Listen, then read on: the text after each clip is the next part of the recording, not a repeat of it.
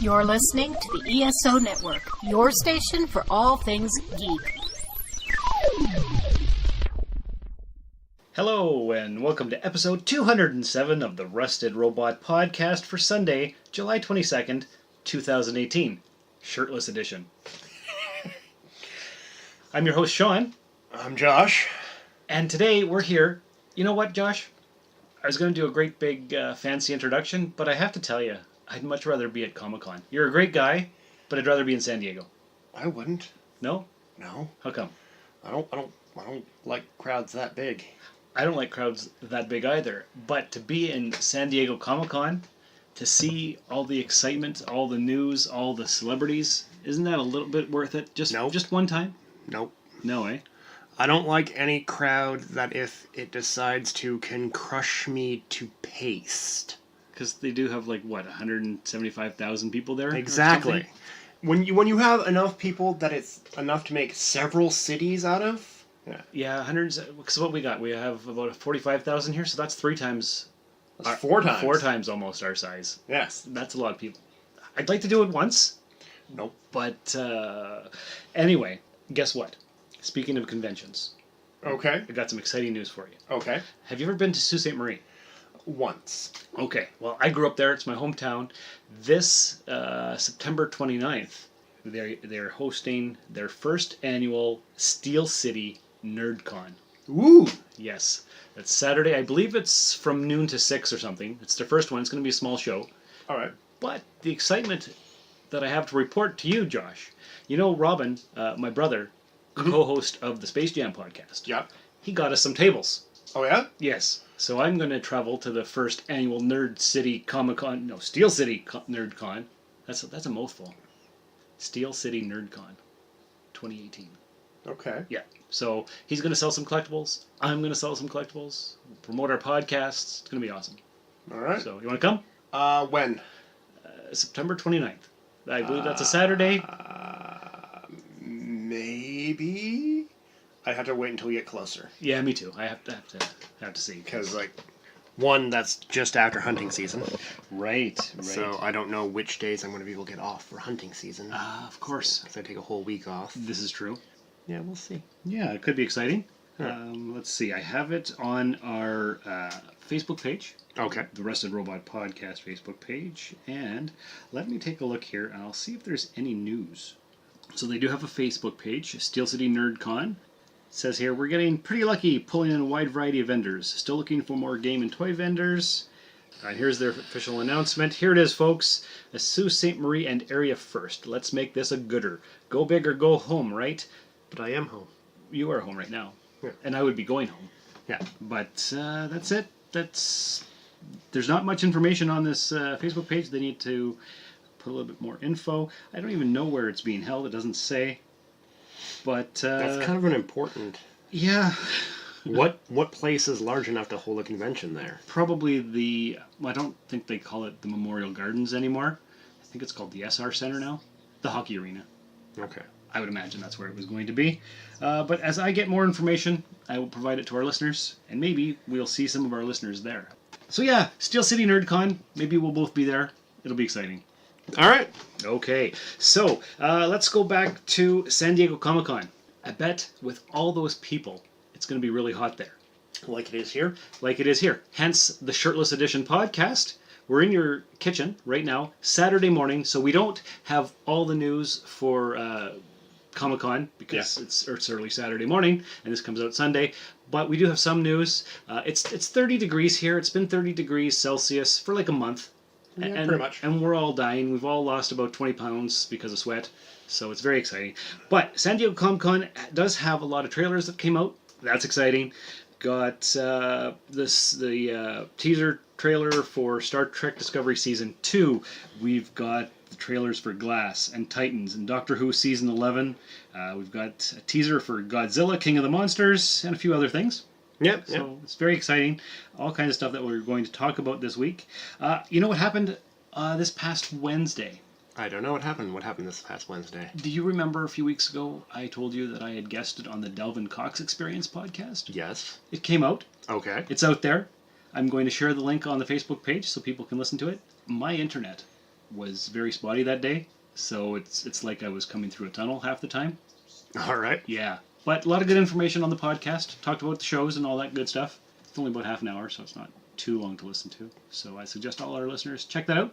That's another podcast on the Podcast with Attitudes hashtag on Twitter, the PWA. All right. So a lot of good shows on there. Let's talk about, what do you want to talk about first? Let's just grab them on the order that we have them here. That I have written down? Yeah. Okay, so here is the trailer for Star Trek Discovery Season 2. We have always looked to the stars to discover who we are. And hidden there was a message. A secret made of space and time. Visible only to those open enough to receive it. Captain Christopher Pike requests permission to come aboard. Well, Commander, this is awkward, but the best way to get into a cold stream is to jump right in. I'm here to take command of the Discovery under Regulation 19, Section C. Your directive is only instituted when an imminent threat is detected. Federation sensors picked up 7 red bursts, spread out across more than 30,000 light years. These mysterious signals are beyond anything we understand. Is it a greeting? A declaration of malice? Let's find out. Aye, sir.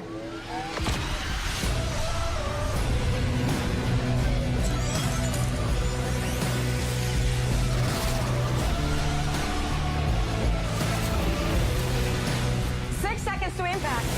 I am in total free fall. Trust us. Discovery has you. Right, ladies? Yeah, absolutely. Oh, dear. This is the power of math, people! We have someone in common. My foster brother, Mr. Spock. He took leave. It's as if he'd run into a question he couldn't answer.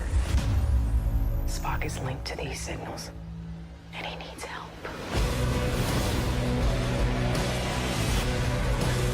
We're on a collision course with a pulsar. Oh, what a relief. Thought we were all gonna die. Wherever our mission takes us,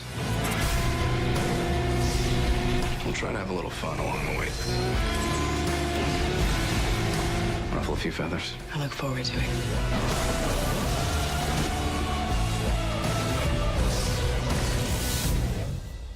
Hit it.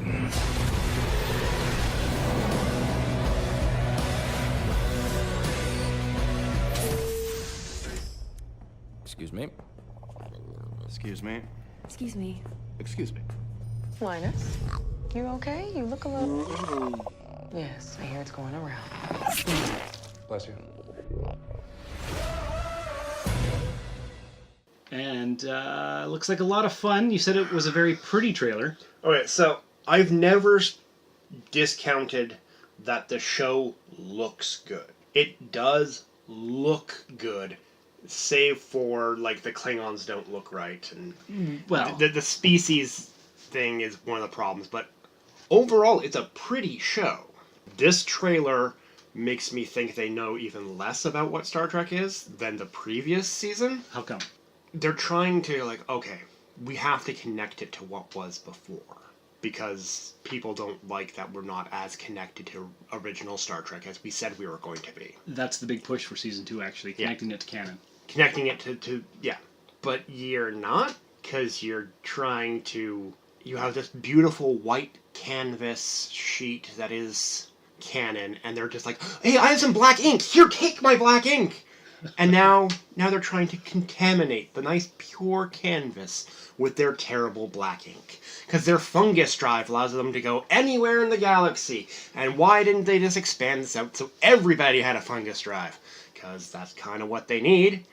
I don't know. No, we're just going to jump around and... Yeah, it's See, you didn't see the last few episodes of the season. I don't need to see the last few episodes of the season. Right, but it's kind of explained why they don't use the fungus drive anymore.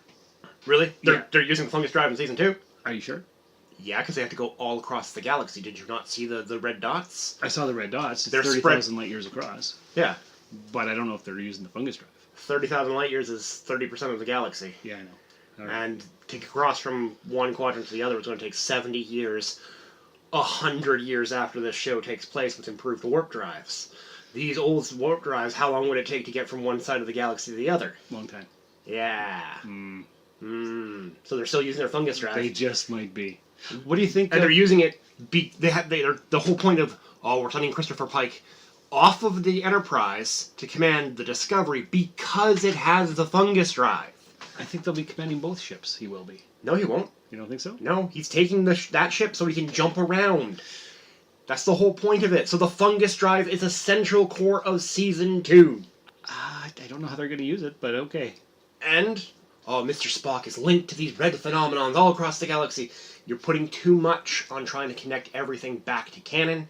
I have to admit, I didn't like that part where Spock's connected to it. Yeah. And this character, who I despise, is like, oh, he's my foster brother. Spock's never mentioned her. Once. My foster sister, my ward my father took care of. Not once in all of his appearances, which there's what? How many hours of Spock on screen do we have? Like 80 hours? Yeah. Not one single mention. Of course, we know about McCoy's family, but we know about Kirk's family, we know about Chekhov's family, we know about all their families. Spock's a very private individual. We never learned about Sybok until the 5th movie. And we'd already known him for like 30 years at that point. Yes, and then we ignored Sybok afterwards. True enough. Yeah. Yes. Because that's a whole... Yeah. Okay. What do you think about the Christopher Pike's uniform? So the fact that it looks closer to the original series uniform, yeah, I actually like. It's very updated. It's nice. Yeah, it looks professional. But it looks like the original series uniforms. It does. That's fine. It looks good. Yeah. Why are they not wearing the same uniform? Because it would be uniform if they did. But only the Constitution class vessels got those uniforms at the beginning. Remember, we see Star Trek Federation people in other places on the original series, and they were wearing the same uniform because it's a military uniform, and it's uniform across the fleet. But this takes place 10 years before that, so these uniforms were just being phased in. You don't phase in clothes, you just pass them out. I don't know. Particularly when you have factory systems that can build things really quickly, like, a Federation of Planets would have. Of course. I get that. And maybe they'll explain it. I don't know. No, they're not going to explain it. Okay, but how about this article that I came across? 8 things we learned from Discovery's Hall H panel. So this is from StarTrek.com. All right. So, you remember number 1 from The Cage? Played by Majel Barrett Roddenberry. Yes. Okay. Well, guess who's going to be number 1 this time? Who? Rebecca Romijn, who played Mystique in the original X-Men films. Okay. So we've got that. We're going to have short treks for the holidays. There are going to be 4 short treks that'll roll out monthly beginning in December. And there'll be standalone stories, each about 10 to 15 minutes. It's an opportunity to have deeper storytelling and the exploration of key characters. So that's exciting. They're going to have one on Saru and one on Harry Mudd. And don't know who else the other ones are going to be about. All right, so they're trying to expand the universe. All right. We've got Wilson Cruz coming back. He played Dr. Culver. Don't say, oh, he played this character from a show that I stopped watching. Yeah, right. You haven't seen him. Culver, not Culver. Culber. Yes. So he'll be back. Chancellor L'Rell. Okay. So you don't know anything about what happened at the end of the season, but sounds Romulan. No, she's the female Klingon. L'Rell. She was. That's too soft to be a Klingon name. Well, that's her name. That sounds Romulan.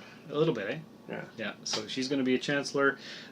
We've got Captain Pike as the anti-Lorca, and it just goes on to say how he's got a good heart and he probably had good mentors and that kind of thing. So his characterization is going to be different from Jason Isaacs. Okay, and then we've got more information about Tyler and L'Rell. It's going to have conversations that need to happen. It doesn't say much more than that. Then we've got Spock, and it says Spock's presence in the Season 2 trailer, you could feel it, but it wasn't there. Just Burnham tells Saru Spock is linked to these signals and he needs help. The trailer did not, however, show Spock, but that will change in Season 2, according to Kurtzman, who stated, I can tell you that yes, you will be seeing Spock this season. I don't know if that's a good thing or not. So this is going to be the first prime timeline canon link to Spock that we are going to see that is not Nimoy. Yes. Okay. I know, it's not... I don't know, they better do it well, because... Outside of child form from... First box is Star Trek 3. Yeah. Yeah. So, yeah. Because, like, child form doesn't count. No. That's right. age regression. Yeah. None of this is enough to draw me in. Okay. And the 8th thing that we learned is called cannon fodder. As the revelations involving the Enterprise, Captain Pike, and Number 1 suggest, there will be ties between Discovery and Star Trek canon. Kurtzman acknowledged, saying, "Oh, you will get those answers next season guaranteed. You're just not going to get them the way you expect them." And to the person who asked if connecting to canon will mean Easter eggs, the executive producer replied, "Yes, there definitely will be. We're syncing up with canon this year, so you'll see quite a few Easter eggs." Okay, so no. They're syncing up with pre-Kirk era. Yeah. Right. Mm-hmm. So we have the pilot is where they're syncing up with it. Yeah, this takes place just a few years after that. Either a few years after or before. No, because I think the pilot took place 13 years before season 1. Okay. And this takes place about 10 years before. This is like, what is it, 2256, and Star Trek original series takes place in 2266. Okay. So this is after that, but before... Yeah. So it's not really linking up with canon. We have one show that they overlap with. Yeah. Books aren't considered canon anymore. No, that's true. So they're not a part of the official lore. No. So we have one pilot episode that everything got revamped on? Yeah, pretty much. All right. Yeah. Like, they hadn't even settled on the personalization of the characters. No, because Spock is totally not himself. Yeah, Spock is just a devil-looking guy. Who laughs a lot and smiles and yells. And number 1 is the robot-like person. Yes. The emotionless, computer-like woman. But apparently we'll get to see lots of her, so that could be exciting. But whatever. So that's the Star Trek news that I have for you. How many people has Majel been? Well, she was number 1. She was Nurse Chapel. She's been the computer voice, and she's been Loxana Troy. So at least 4. Well, 3 people and a computer that I can think of. Several computers. Yeah. Huh.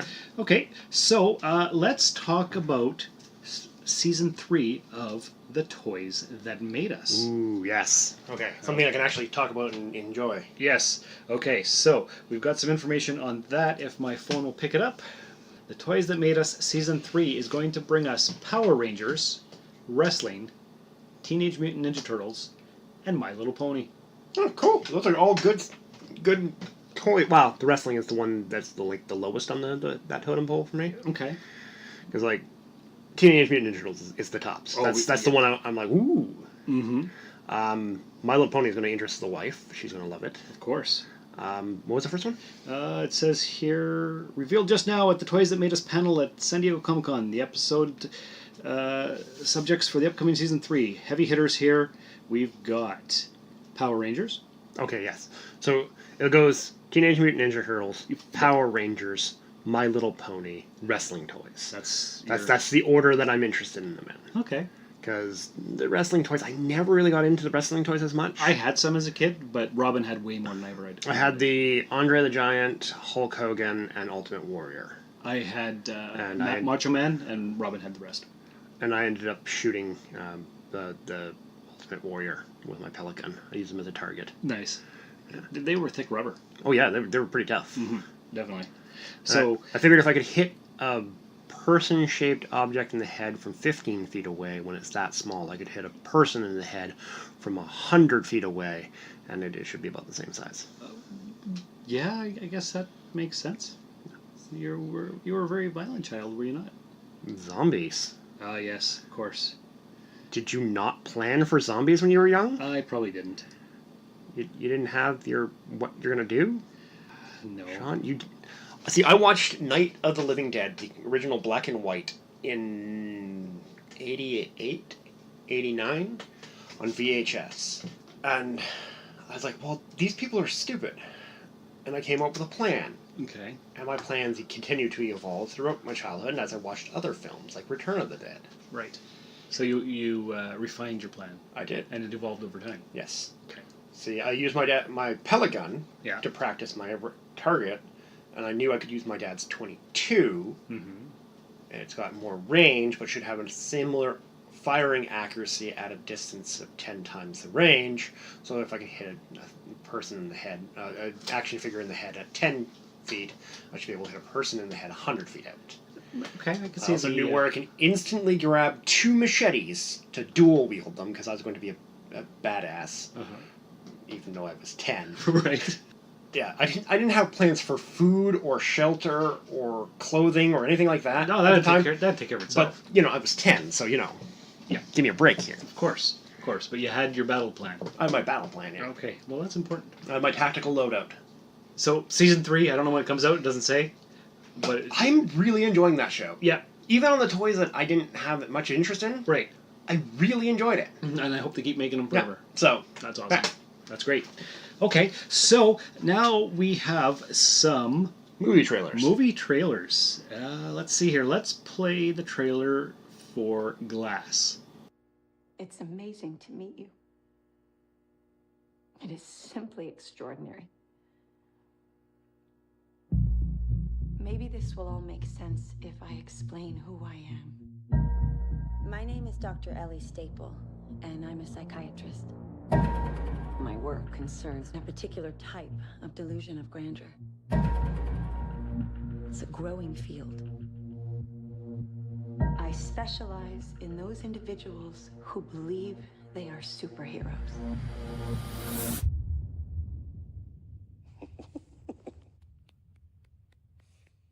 Good for you. The three of you've convinced yourselves you have extraordinary gifts like something out of a comic book. David Dunn, the only person to survive that train wreck all those years ago. What do you do? I'm in security. You think you have superpowers. It's a feeling. Vision. I have to touch them. You believe you are a protector. My name is Patricia. I have no question there are 24 identities I'm Mary Reynolds. Por favor, señora. We almost got you, bro. that live in that body with you. The beast is coming any minute now for you guys. But what I am questioning is your belief that you are something more than human. And yet, it is true. My bones break easily. I've had 94 breaks in my life. But you have an extraordinary IQ. This is not a cartoon. This is the real world. No way. And yet, some of us still don't die with bullets. Some of us can still bend steel. I've been waiting for the world to see that we exist. May I meet the beast? I hope for your sake that he likes you. That sounds like the bad guys teaming up. A lot of people are going to die. Don't do this. Are you ready?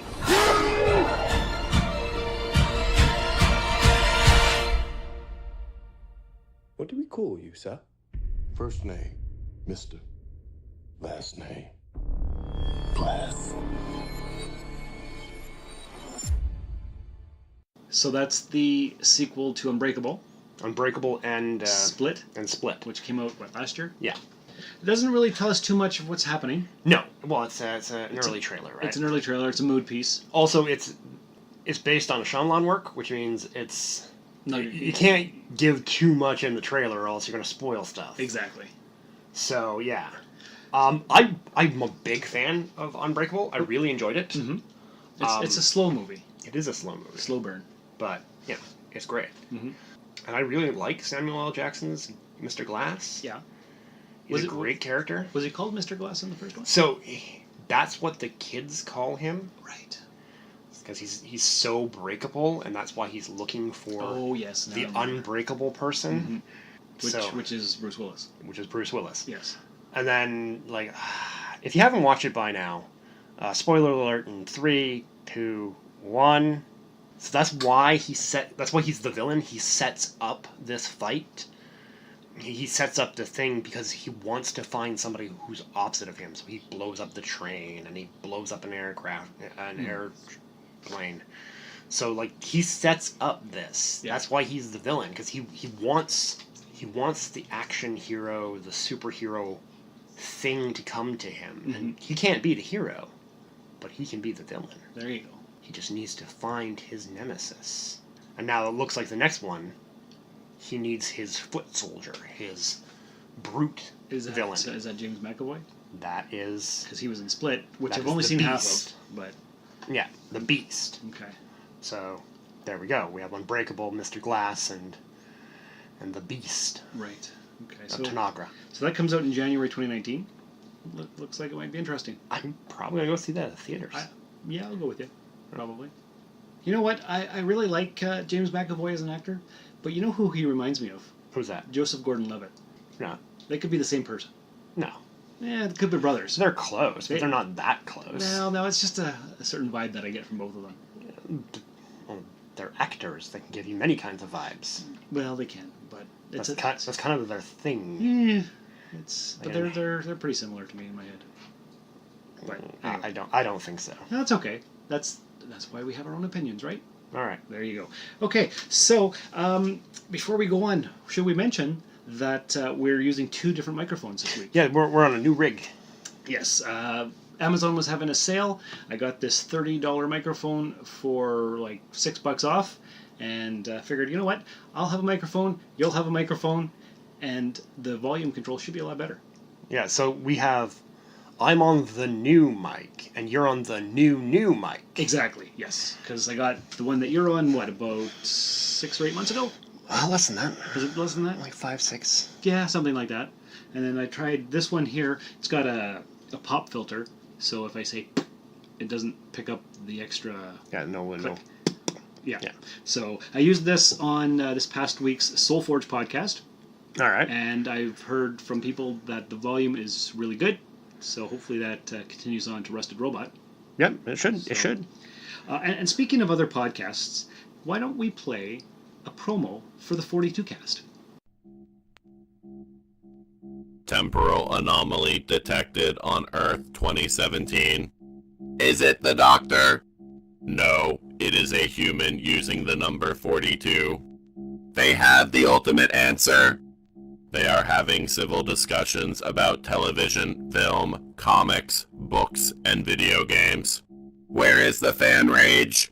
This is a threat to the Daleks. We must exterminate them. Humans must be hostile to each other so that the Daleks may rule supreme. Exterminate. Exterminate. The 42 cast. Bad for Daleks, good for humanity. And you actually heard it before I played it this time. Yeah, I knew which one was coming this time. Okay, that was a funny promo. I enjoyed that promo. I thought you might. Yeah. Yes. So, see? Now I can comment on the promos now when you send them to me. Because I thought about it this morning, and I'm like, I should send this to Josh, so he actually knows what I'm talking about. Yeah, all right. So that's... yeah, that sounds funny. Those guys... 42 cast on the... check out all the podcasts at esopodcast.com. Yep. All right. So that was heavily influenced by Doctor Who. Mm-hmm. And why don't we play the trailer for Doctor Who Season 11? All of this is new to me. New faces. New worlds. New times. So if I asked really, really nicely, would you be my new best friends?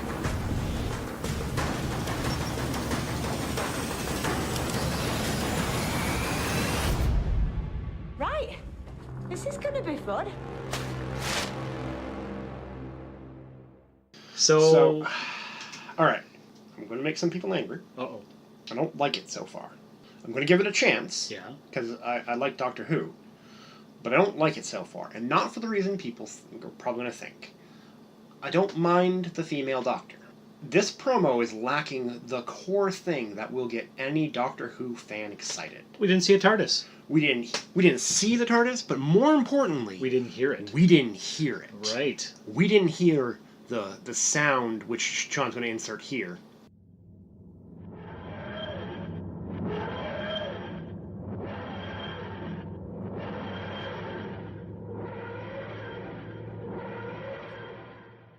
That iconic sound. Yeah, you hear that at any time, and people just start. Doctor Who fans just perk up like meerkats, like, ooh, what's that? It's the TARDIS. It means something. It has impact. The TARDIS is a character on her own. Yes. And we didn't see the TARDIS in this We one. didn't see it. We didn't hear it. No. Did you watch the Capaldi Doctor episodes? I've watched all of Doctor Who. Okay, because I have watched all of Doctor Who. Yeah. That is available, including some of the Lost episodes, because I watched some of the Lost episodes when I originally watched the show way back. Mm-hmm. So I've actually seen more episodes than are available right now. Nice. That's impressive. Yes. I didn't watch the Capaldi seasons. No, I watched the first couple episodes. I just couldn't get into it. So the Clara episodes are She, though, is absolutely gorgeous. That's my favorite look for a woman. She's got that whole Selena Gomez vibe.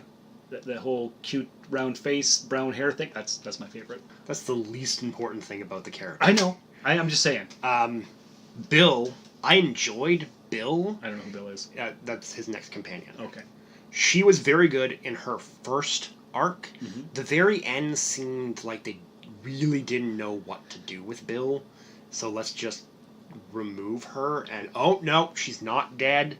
We don't have the tragic loss like we should have had. Mm-hmm. Instead, she just whisked off. And So, would you recommend I watch the Capaldi seasons? It's good. Yeah.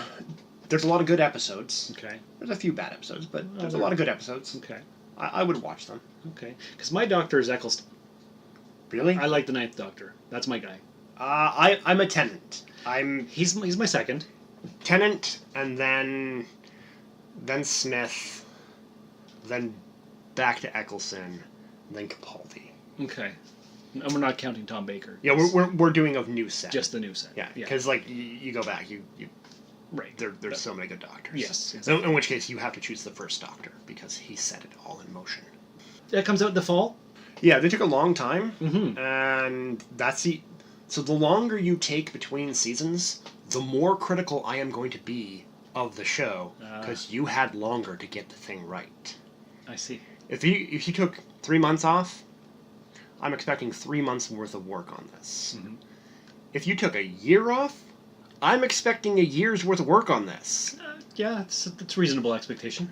It can't be twice as good as when they did the 3 months off. No, you need to be 4 or 5 times as good. Because you've had all that prep time. You've got all that time. You better build me a good, solid arc of a season where everything flows back together and everything at the end makes sense, how all these little side stories interact. Yeah. If you have filler episodes and you've had a year to write it, I'm sorry. We don't want filler episodes. No, I want. It can seem like a filler episode until you go back and connect it to the mythology. Because when you had the Matt Smith looking for Amy Pond's daughter, yeah, and what happened to Amy Pond mm-hmm. when she was actually taken by the Silence, yeah, when that episode with the Goop people. Mm-hmm. You're like, oh, this is a stupid side story, and then, no, it's not. It connects. It has meaning. That's a good example of the story having meaning when you didn't think it did. In retrospect. Exactly. Okay. But, yeah, like, don't give me too much. And they're doing multiple companions. They haven't done that for a while. Mm-hmm. True.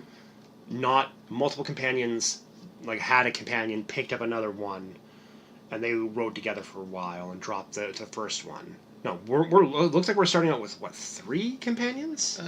Could be. And one of them's an older guy? Yeah. So that looks interesting. Mm-hmm. All right, we'll have a different perspective on that. That's cool. I'm dubious on the premise so far. But you'll watch it.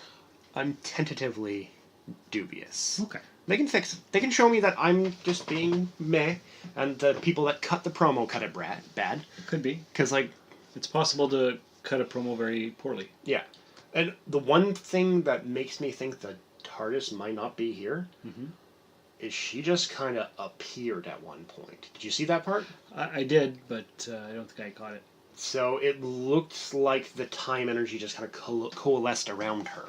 Yes. We've seen that effect before. And I'm like, dubious on that. Because if you've eliminated the TARDIS, I'm going to be mad. Because that's what the show is built The around. blue box. Yeah. The madman that steals the blue box. I still want to build one for a shed or a closet door opening or something. Yeah. One so, day. like, you need the blue box. Yeah, you do. We'll stick with the whole Doctor Who thing. And which trailer was it that had Matt Smith in it? That was Patient Zero. That's right. Patient Zero? All right, well, should we play the trailer? Yes. Here we go. You super strain of rabies. Spreading faster than can be contained. Create a super violent search for Patient Zero. Society is near collapse. Time is of the essence. Bring him in. There is no treatment. There is no cure. That turns humans into violent predators. Communication is impossible. Except for me. Ready? Yeah. Got a name? I can speak their language. Why? I've been bitten. But not turned. We are hidden underground in a nuclear silo. We search desperately for Patient Zero. We cannot reverse engineer a vaccine without Patient Zero. The music's not affecting him at all. Nothing. Tick-tock, tick-tock-tock. You assume we're all the same. Something new and smart is evolving. You know anything about Patient Zero? Tock. It's only a matter of time. Trust me, young man. Time is a luxury you cannot afford.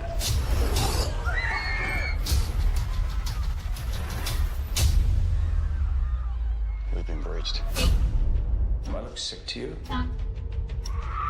I don't think that we're the disease. We're the cure to get rid of the human infection. We will continue to fight. Time is of the essence. Because that is what we do. We're at war.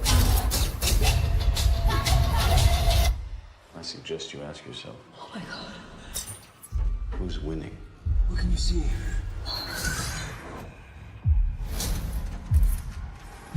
No.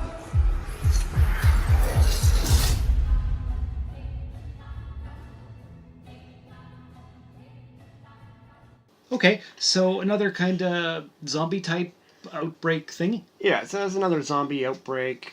People on civilization on the edge of collapse. It looks good. Mm-hmm. It doesn't look groundbreaking in what it's covering, but again, that could be a bad trailer. Bad trailer.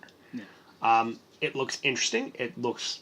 I'm saying it's a maybe not a theater, but definitely I'll check it out. Yeah, we'll see it for sure. Yeah, but it may not be a theater. Let's wait for trailer 2. Mm-hmm. Maybe this is just a bad trailer. Yeah. Oh, speaking of Doctor Who stuff, you remember the actress who played Amy Pond? I do. Well, I watched a show on Netflix called The Circle with her in it. Have you seen it? No. Okay, it's got Tom Hanks. It's got what's her name? Amy Pond is played by, I can't think of her name all of a sudden. I'm not going to pause the recording because it doesn't matter. It matters. It does, and it's on the tip of my tongue. She played the robot girl in Guardians of the Galaxy as well, and why I can't think of her name, and people are screaming at us as they're listening to the show. It's what's her name? Anyway. How can we not remember? Right, because it's right at the tip of my brain, but I can't get it out. But The Circle, it's all about how social media can take over the world and how it can be evil and privacy issues and all kinds of stuff like that. It didn't actually have a groundbreaking conclusion, but some of the scenes were pretty intriguing. But, okay. But she was in that.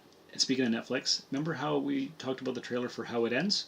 The one with Forrest Whitaker and the dude who goes 2,000 miles across country to save the daughter from the earthquake thing. Yeah. Watched it? Have you seen it? No, I haven't. It was fine. It was all right. What did you give it? I would never watch it again because I've seen it now. So like a 5? I'd give it like a 6.5 maybe. Like it was good. It's just all right. I've seen it now. All right. Like, you know how you can watch movies over and over and over again? It's not one of those. It's definitely made for Netflix. All right. So. And then we watched another zombie one.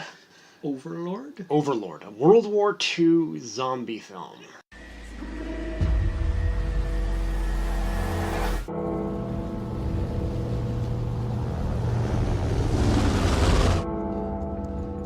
Three months ago, I was cutting grass in my front yard.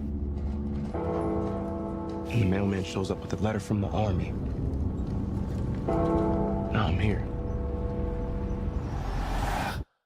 No idea where I'm gonna end up.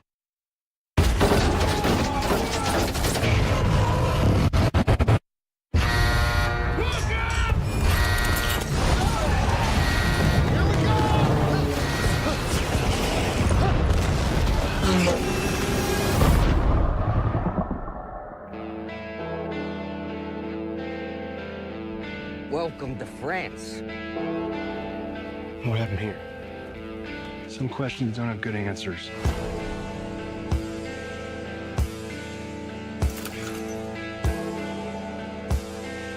There's a lot of soldiers out there, and there's only 4 of us.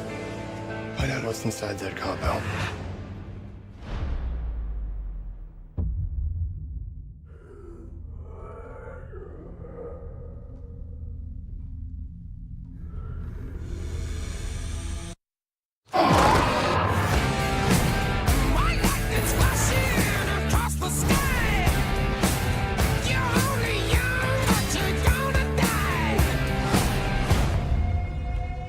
What is this? A 1,000-year army. These 1,000-year soldiers.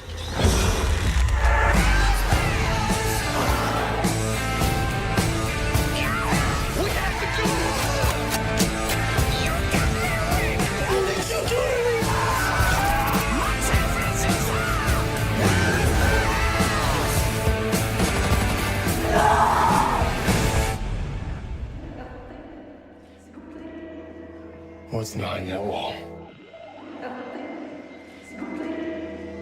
What do you do with those people?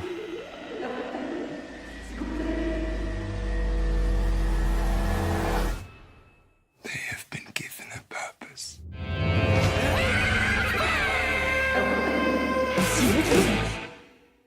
Are we sure it was a zombie? It was a zombie film.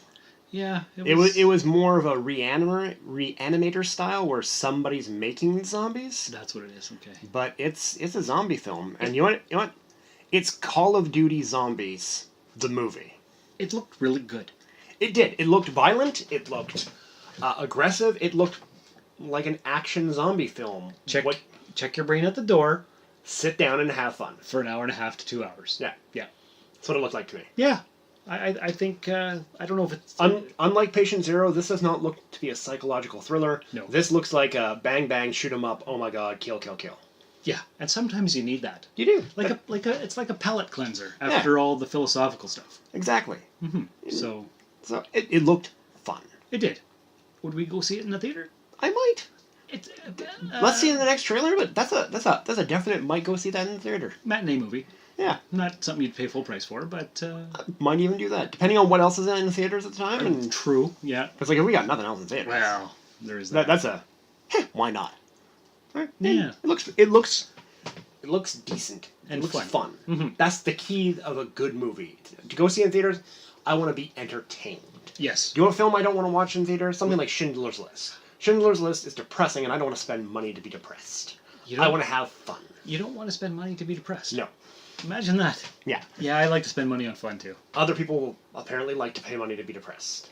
Well, sometimes people need a philosophical, deep movie just to feel sad, I guess. I don't know. I like those movies every once in a while, though. All right, so let's talk about another deep and philosophical movie. Ooh. Godzilla, King of All Monsters. It tells us nothing. It's a girl with a radio. Trying to find Monarch. Yeah. Whatever that might be. Monarch's the organization that understands and studies the great kaiju. Ah, okay. They were in the original ones. They were the ones that were keeping the Godzilla... locked up? Well, not Godzilla, but the Muto. The Muto lair locked up. Right. So, yeah. That's that organization. Okay. So it's pretty. It doesn't tell us anything. So no, it's a teaser. Yeah. It's not a trailer. It's a teaser. So like yeah.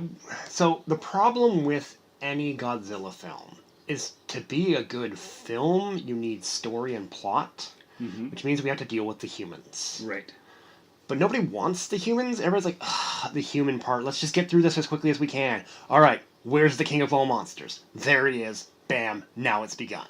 And then, we gotta cut back to the human part.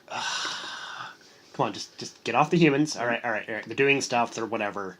Okay, there's some of them died. There's some sort of love connection. I don't care. Back to the kaiju. Yeah. All right, kaiju fighting. Yeah. Damn, we're back to the humans. Right. That's the whole problem with the first Godzilla movie. Spent too much time with the humans. I want more kaiju. Yeah, you just want to see the monsters fight. I want I want just that Asian guy just stepping out, let them fight, and then 2 hours of kaiju fighting. Well, did we talk last week about Godzilla vs. Kong? Was that a thing? We talked briefly about it. Because I guess this is going to be the movie before that, I suppose? Well, it'd have to be. Right, because it's the king of all monsters. Yeah. So maybe they're... Because they had the one in 2014 with Bryan Cranston, Malcolm in the Middle dad there. Yeah, that was Godzilla. That was the setup. Yeah. And then last year they had Kong Skull Island. Yeah. It wasn't that good. I liked it, but... Oh, Karen Gillian played Amy Pond. Ah, there we go. It came to me finally. Yeah. There we go. But Godzilla, King of the Monsters, looks... I'd like to say it looks good, but it's a girl on a radio, so I can't say. So, to be the king of monsters, he needs to fight at least 3 different kaijus. Yeah. We need to see him fight 3 different kaijus, and one of them has to be a stomp. One has to be, like, the first fight has to be like, oh, this giant praying mantis. They've had those before in the series. That was on A Return to Monster Island. They had the giant praying mantis that got even bigger because of the mistakes of the humans, and then baby Godzilla fought them. Well, the son of Godzilla fought them in training, and then Godzilla really fought them. So, like, we need to see a stomp where Godzilla just beats down one of the kaijus just to show his superiority, and then we can have him fight a couple strong kaiju where, you know, it's an actual fight. But we know who's going to win. Of course. Godzilla, because he's the... It's like Superman. You know Superman's going to win, but how does he win, and how cool does it look when he does? Yes, that's right. Yeah. Because, okay, so that's good. Do we want to play or just talk about the trailer for Titans? It's got curse words. Yeah, it does, so we won't play it. Yeah. But it's a TV series, a live action based on Teen Titans? Based on Teen Titans. They don't understand the show. I will watch all of Discovery. Black alert. Black alert. Before I watch this show. Wow, that is saying something, because you hate Discovery. I do. So you absolutely detest Titans. This entire trailer is terrible. From the Robin F. Batman as after I shot a bunch of guys. Yeah. That's not Robin. No. Particularly because this is the original Robin. This is not, the bad Robin from later because he was trained as an assassin before Batman took him under his wing. This is not the street thug Batman Robin that Batman saved from the streets after he stole the wheels off the Batmobile. This is Dick. This is Dick Grayson Batman. This is that Robin, that Dick Grayson Robin. Yeah. That's the one we have here. And F Batman? Yeah, that's Really? Yeah. No. You don't understand who Dick Grayson is. We don't see much of Starfire in this. No. Is that the girl who had all the flames around her? Yes. Okay. I'm not going to say too much about her look, because it's not great, but that could be forgiven. Like, new look, alright.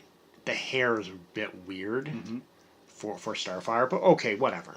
We'll ignore that. We don't see anything from her, really. So we can't judge her too much. Is she a lot in the cartoon? Starfire is pretty important in both the cartoon and the comics. Okay, because I've never read the comics or seen the cartoon. Starfire in the comics has giant 80s hair. Oh. It's fixed later, but she has like big hair. Okay. And in the cartoon, they're all younger in the cartoons than they appear here. Because here it's like late teens, and the cartoons it's like early teens. We see Beast Boy very briefly. Okay. And he looks more like Wolverine / Beast from X-Men. Ah. Then he does Beast Boy.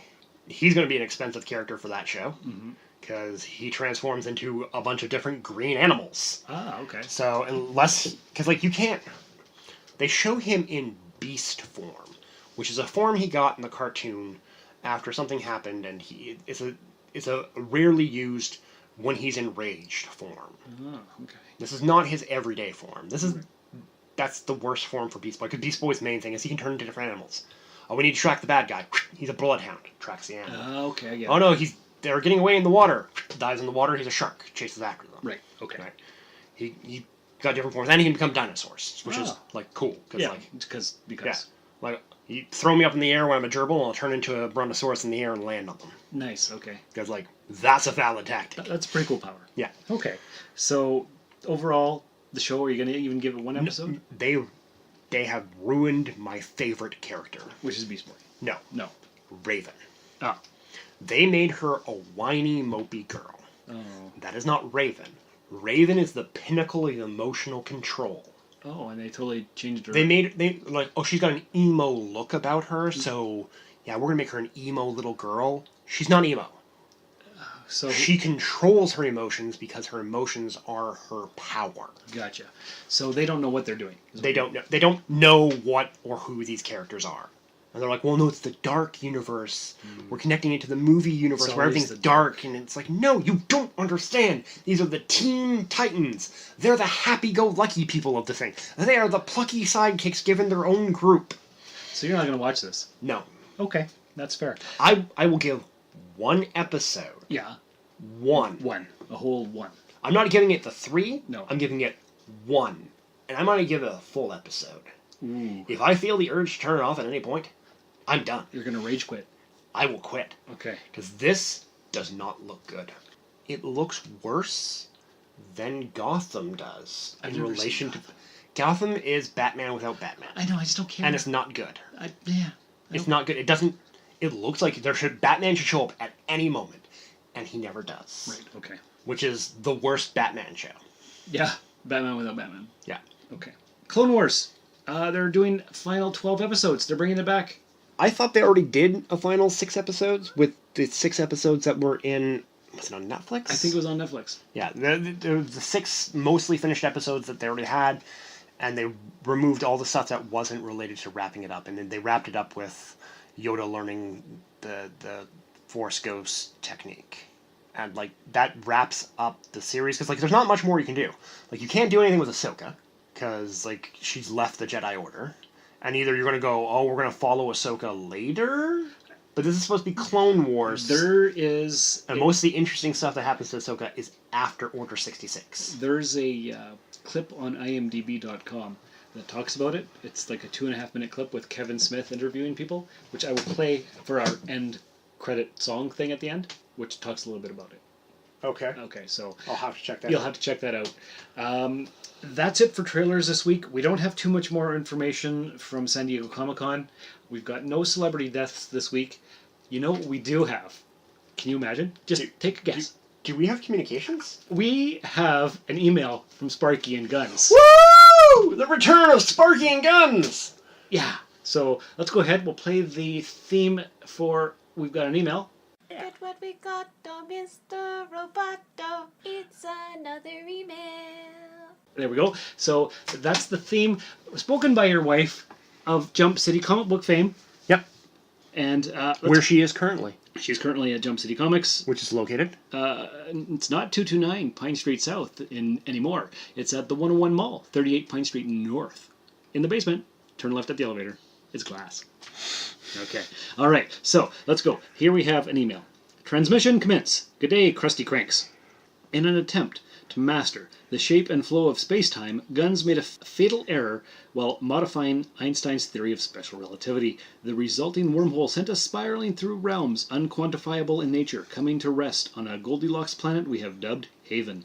The terrain is treacherous, but we have found refuge among the ruins of a civilization consumed by its ego and misguided notions of infallibility. We have scoured its sublevels and found scattered power cells. Though we are unfamiliar with their operations, we have rigged enough scrap and energy to get a message out to the people most important, the Rusted Robot Podcast. The Rusted Robot Podcast. Think about it. Sparky needs to know. What would you do if you woke up tomorrow and it was 13 years in the past and you were your younger self but still had your current memories and experiences? Okay, so 13 years in the past. I guess we're activating the Omega 13, and it's not 13 seconds, it's 13 years. So we're in July of 2005. Okay, so that would make me very sad because my very understanding of being there and not having perfect recall of what I did previously means that everything has changed and my children will not be born as they are. Which is sad. So I will not have my children anymore. This would make me sad. So I would devote my time to figuring out what caused the time jump. In this case, apparently it was sparking guns with some sort of time travel device. I would then hunt them down and destroy them, for they have cost me my children. Now, this is a younger, fitter Josh. Yeah. Back when I was biking a lot more than I am now. It's also a Josh who's much more experienced with firearms, because this is before I started skeet shooting. So now I'm much better at hitting targets on the move. So, run. Hide. I'm coming for you. Oh boy. Wow. Okay. Well, 13 years ago, July 2005, Trish was pregnant with Bishop, so Bishop would still be born. Everything is okay. What would I do differently? I had all my memories intact, so I would not be a friggin' moron, and I would start working out. And in 2008, I went and tried the test to become a police officer. Okay. The whole running, the beep test, the thing. So I would work out for 3 years because I did it in 2008, and I just missed getting the passing grade on the beep test because I had just done the whole obstacle course, pull the dummy thing, and there was 8 of us in the beep test run, and you had to get a 6.5. And because I was the 8th person, I didn't have as much time to rest as all the rest of the people, and I missed it by 1 beep. I had 6 and I needed a 6.5. And I never went back. So I could have been a police officer now with my family intact and everything would be great. So that's what I would do. I would put right what once went wrong. And hoping each time that his next leap will be the leap home.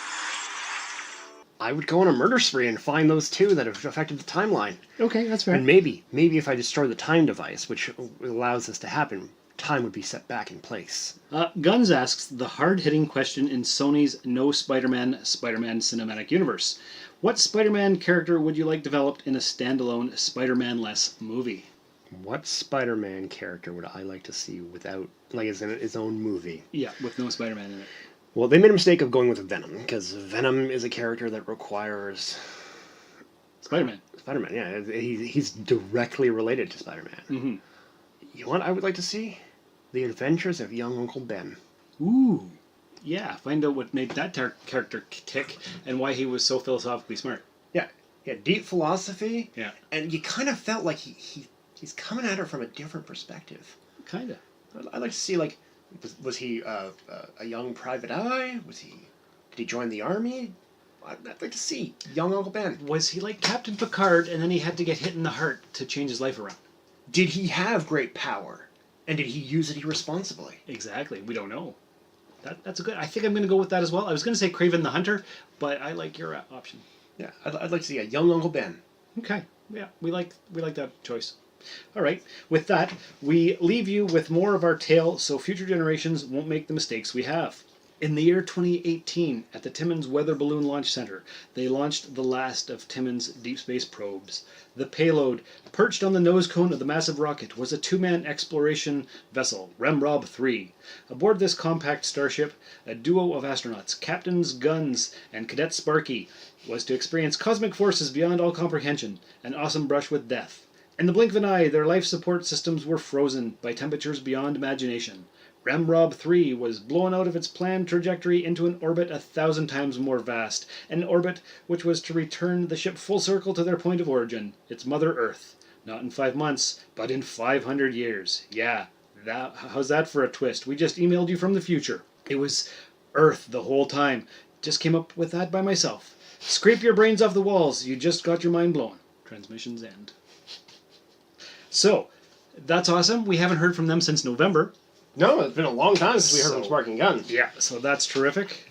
And that concludes our podcast for Comic-Con San Diego weekend. Yeah, with very little San Diego content. Well, it's still early. There might be more next weekend. We don't know. Oh yeah, we'll have more next weekend. For sure. More trailers, all kinds of good news and stuff. All of today's announcements and all of tomorrow's announcements. Yeah, exactly. Yeah. That's true. If at first you don't succeed, give up. That's not a very good piece of advice.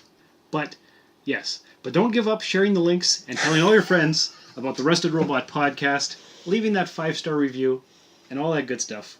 And remember, imagination is the only weapon in the war against reality. This has been another episode of the Rusted Robot Podcast.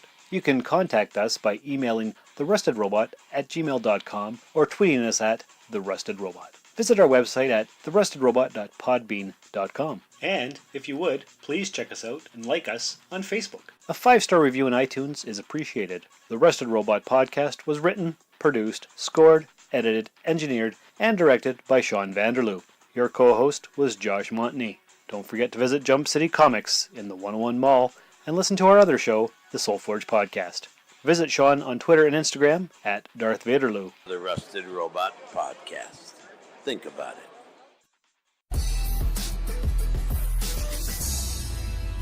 The big news coming out of today at Comic-Con. I've heard some rumblings.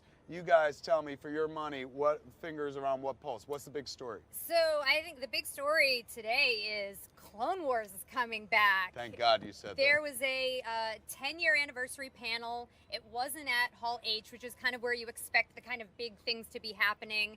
And they played the trailer for the new Clone Wars. At the end, there was a hashtag that said, like, Clone Wars saved. Yes. And there was a standing ovation. It sounds like the fans were really excited about it. How many years ago had they stopped? They stopped and they went to Rebels. Was that it? Correct? Yes, yeah. And they never finished off or capped their story? No. So Lucasfilms are going to do 12 new episodes to wrap up the entire series. Yeah, and Ian, I mean, you're a huge Clone Wars fan. Yeah, I got the Star Wars right here. A very appropriate shirt. I mean, the something like you said, we got the big reveal at the end of the trailer was that we got to see Ahsoka again, and she's really important because, you know, she's not a big character at all in the live action movies. But so. that's my question. Yeah. Do you think now, as Disney, of course, owns Star Wars, and the universe is getting bigger, and they're adding new characters, like Rian Johnson's next trilogy is supposedly new characters and stuff. Do you think this might be a way to mainstream Ahsoka? Yes, I think mean, so too. Ahsoka It smells like they're bringing her in. Ahsoka is such like a huge character to the really deep Star Wars fans that like this is the perfect opportunity to get her, and hopefully we can get some live action stuff with her too. I mean, she's like perfect for it. And was it the Rebels they did the flashback episode, the time travel episode where she fought Anakin Skywalker? Right. It's a beautiful moment in that trailer that they dropped. Yeah. Where Anakin comes in the room with Obi-Wan Kenobi, and they see her, and she's like, "Hello, Master." Yeah, that whole trailer was like very cinematic. What's so important that you brought us all the way back here?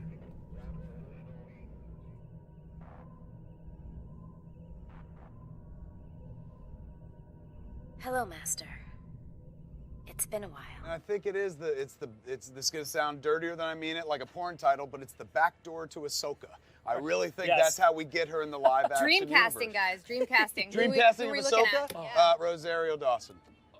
Oh, I just said that! I literally just said that! Yes!